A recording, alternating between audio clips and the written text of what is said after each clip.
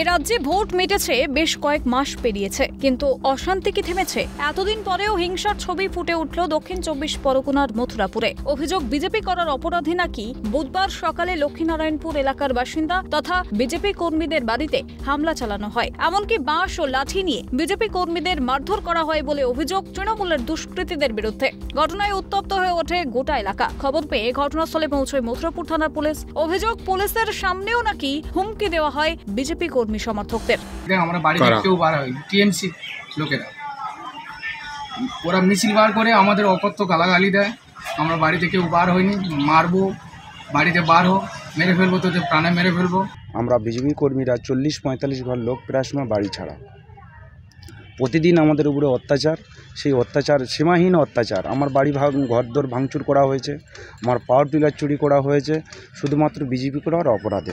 একই অভিযোগের স্বরূপ বিজেপির জেলা সম্পাদক বিপ্লব নায়কও। বিজেপি যে যে এলাকায় ভালো ফল করেছে বেছে বেছে সেই এলাকার বিজেপি কর্মীদের উপর হামলা চালানো হচ্ছে।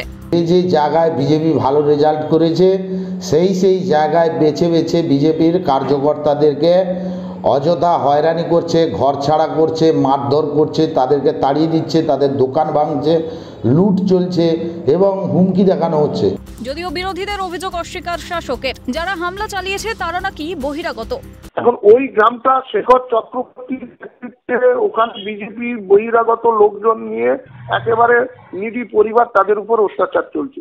গোটা ঘটনায় উভয় পক্ষই দ্বারস্থ হয় মথুরাপুর থানায়। এখন প্রশাসন কি ব্যবস্থা নেয় নজর থাকবে সেদিকেই। সৈকত ঘোষের রিপোর্ট, ক্যালকাটা নিউজ।